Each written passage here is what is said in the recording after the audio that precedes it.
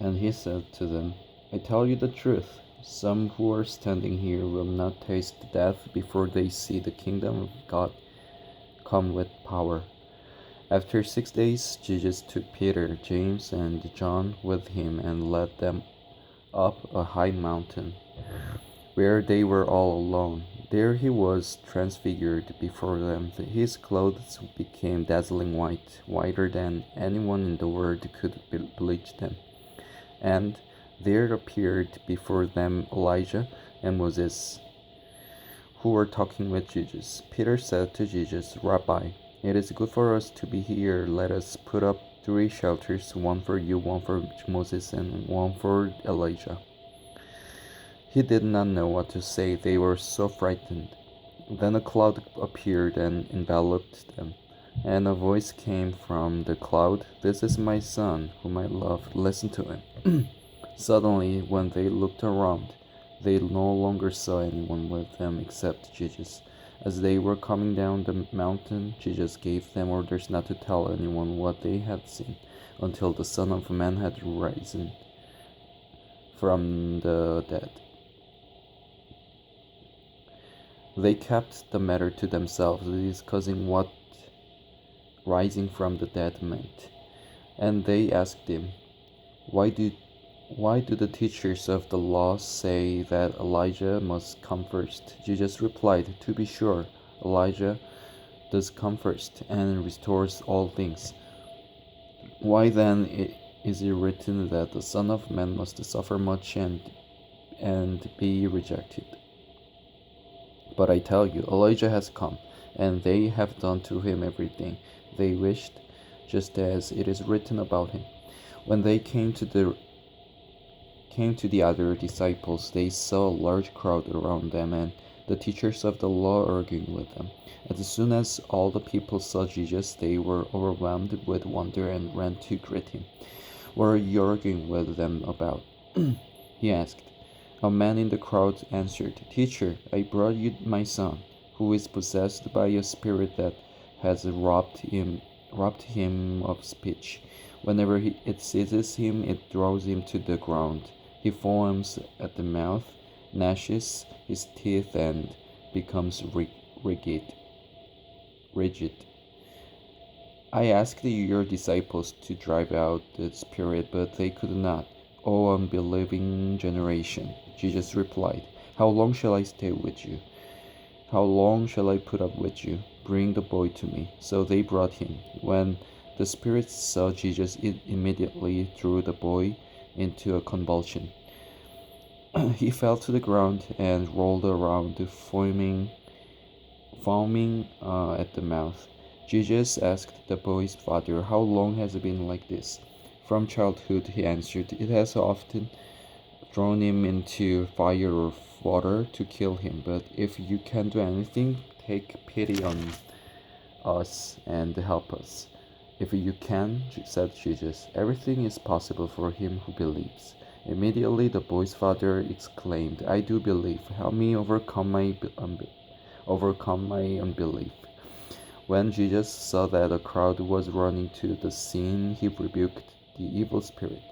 You deaf and mute spirit, he said, I command you, come out of him and never enter him again.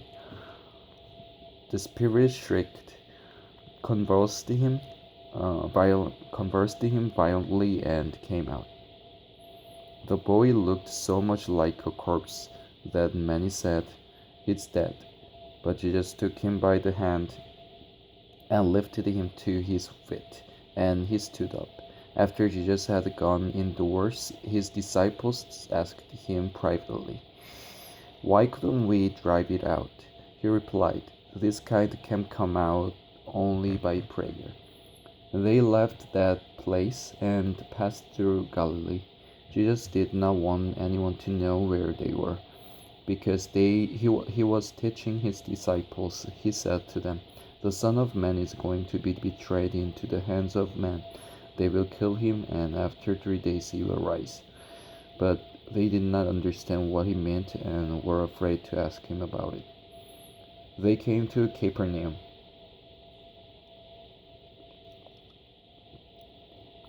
When he was in the house, he asked them, "What were you arguing about on the road?"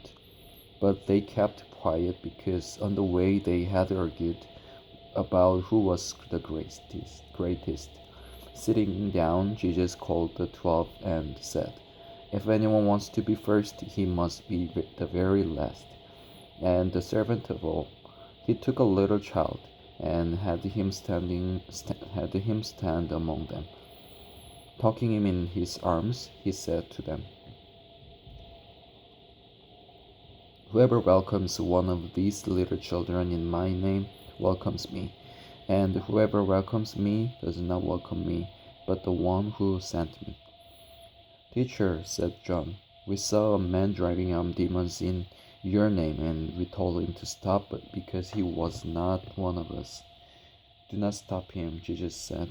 "No one who does a miracle in my name can in the next moment say anything bad about me."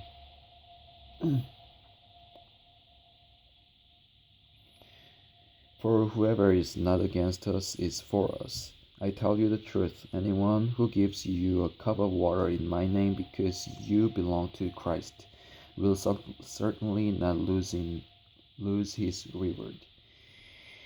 And if anyone causes one of these little ones who believe in me to sin, it would be better for him to be thrown into the sea with a large millstone tied around his neck.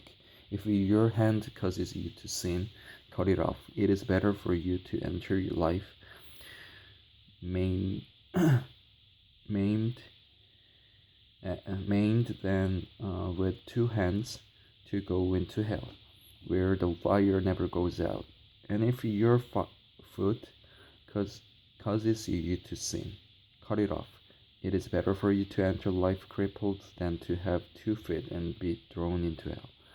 And if your eyes cause you to sin, pluck it out. It is better for you to enter the kingdom of God with one eye than to have 2 eyes and be thrown into hell, where their worm does not die and the fire is not quenched.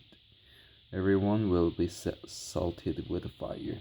Salt is good, but if it loses its saltiness, how can you make it salty again?